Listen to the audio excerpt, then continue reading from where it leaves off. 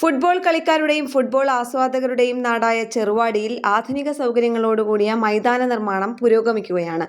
നാട്ടുകാരുടെ ദീർഘകാലത്തെ ആഗ്രഹമാണ് ഇതോടെ സഫലമാകാൻ പോകുന്നത്. കൊടിയത്തൂർ പഞ്ചായത്തിലെ പ്രദേശങ്ങളിലെല്ലാം കൊച്ചുകുട്ടികൾ മുതൽ വയോജനങ്ങൾ വരെ ഫുട്ബോൾ കളിയിൽ സജീവമായി പങ്കെടുക്കുന്നവരാണ്.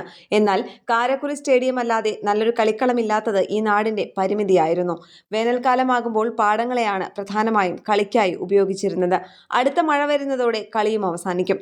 വേനൽക്കാലം എത്തുമ്പോൾ ഇവിടെ ഫുട്ബോൾ മേളകളുടെ തിരക്കാകും. ഓരോ വേനലിലും ഇതുപോലെ കളിക്കളം ഒരുക്കുകയേ മാർഗമുള്ളൂ. ചെറുവാടിയിൽ സ്റ്റേഡിയം ഒരുക്കുന്നതോടെ ഈ പരിമിതികളാണ് അവസാനിക്കാൻ പോകുന്നത്. സ്കൂൾ, ഗ്രാമപഞ്ചായത്ത് കലാമേളകൾ തുടങ്ങിയ ആവശ്യങ്ങൾക്കും സ്റ്റേഡിയം ഉപയോഗപ്പെടും. സംസ്ഥാന സർക്കാരിന്റെ ഒരു പഞ്ചായത്തിൽ ഒരു കളിക്കളം എന്ന പദ്ധതിയിലാണ് ചെറുവാടി സ്റ്റേഡിയം ഇടം പിടിച്ചത്. കായിക വകുപ്പ് അനുവദിച്ച 50 ലക്ഷം രൂപ, ലിൻഡോ ജോസഫ് MLA നിയോജക മണ്ഡലം ഫണ്ടിൽ നിന്ന് അനുവദിച്ച 50 ലക്ഷം രൂപയും ചേർത്ത് 1 കോടി രൂപ ചെലവിലാണ് സ്റ്റേഡിയം നിർമ്മിക്കുന്നത്. പ്രധാനമായും ഫുട്ബോൾ കളിക്ക് മുൻഗണന നൽകുന്നതാണ് സ്റ്റേഡിയം നവീകരണ പ്രവൃത്തി കഴിഞ്ഞ സെപ്റ്റംബർ 22-ന് സംസ്ഥാന കായിക മന്ത്രി വി അബ്ദുറഹിമാൻ ഉദ്ഘാടനം ചെയ്തു. പ്രവൃത്തികൾ വേഗത്തിൽ പൂർത്തിയാക്കാൻ കഴിയുമെന്നാണ് ലിൻഡോ ജോസഫ് MLA പറയുന്നത്.